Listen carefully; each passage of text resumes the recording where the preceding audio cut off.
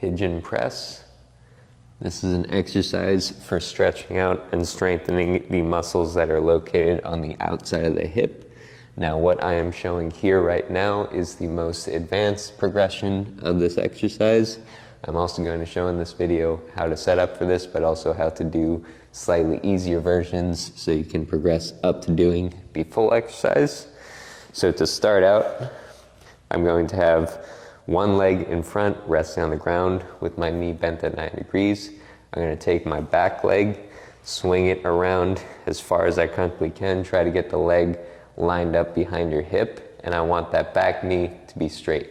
From here, the first progression is keeping the front leg down and a hand down for support, and then I'm just going to lower my chest all the way down into my knee, feeling a stretch on the outside of this front hip. And I'm going to do that for repetitions.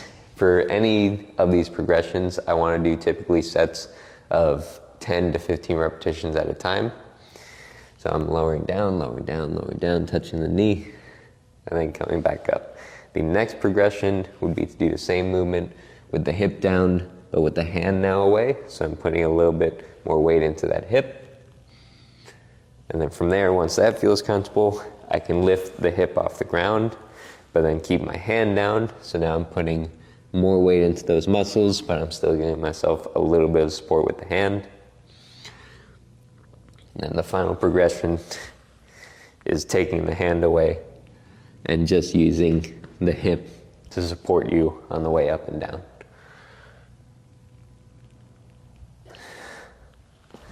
Once I finish on the one side, I would swing my leg over and work on the other side. So now I have left leg in front, knee bent at 90 degrees again. I'm going to take my right leg, swing it around, straighten out that knee, come up onto the left hip, and then slowly lower myself down towards that left knee. Most people starting out with this, regardless of what progression that you're doing, will find that there's a discrepancy in between the two hips. You're going to feel tighter when one leg is in front as opposed to the other. That's completely fine. It's completely normal. It's something that you want to work on when you're doing this exercise. Maybe even if you're finding that you have the one side that's a lot tighter than the other, you can do more sets on that side than you do on the looser side, just so you can get that to catch up and get those two sides to even out.